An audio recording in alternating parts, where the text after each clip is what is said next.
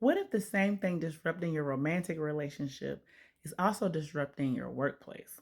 I've been thinking about this after a series of impromptu conversations I had with men recently who seem to want women to replicate this obedient relationship they have with their boss with them as romantic partners, which means you don't want a partner, you want a doormat where you have power over and not power with, but I digress.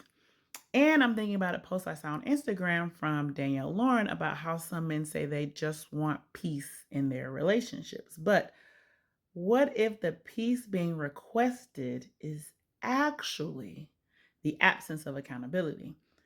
Because healthy women, and honestly, healthy people in general, are often just asking for regular things, nothing outrageous.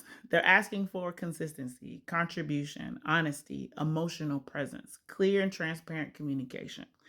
And for someone with low emotional capacity, emotional intelligence can feel like a heavy lift.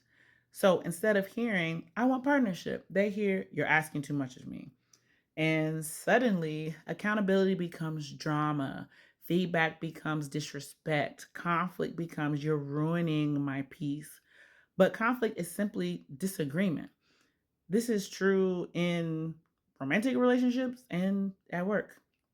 The healthiest relationships, personal or professional, lean into curiosity instead of condemnation. They ask, help me understand. What did you mean by that? How did my actions impact you? Instead of, you're too emotional, you're difficult, you're creating problems, you're ruining my peace.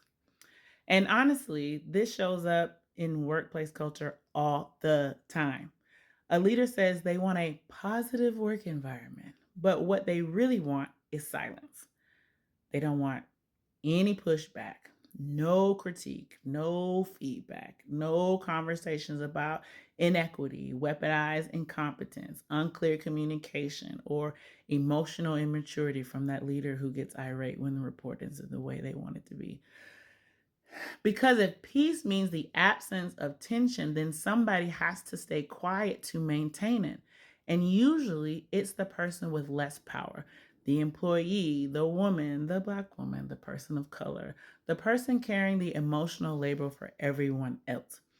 They're expected to absorb harm gracefully, to communicate softly while being disrespected, to regulate everyone else's emotions while suppressing their own. And when they finally respond to unfair conditions, suddenly they're labeled difficult, aggressive, masculine, a problem. But reacting to dysfunction is not dysfunctional, it's a normal response. Sometimes what gets labeled as chaos is actually someone refusing to quietly endure and tolerate unhealthy conditions anymore in the workplace or in a relationship. And whether it's a romantic partnership or a workplace team, relationships cannot thrive when one person is expected to carry all the emotional responsibility while the other person avoids accountability in the name of peace. Whose peace is being carried and whose peace is being suppressed? Real peace is not silence. Real peace is honesty without punishment, communication without fear, accountability without defensiveness, and relationships where everyone has the emotional capacity to fully participate.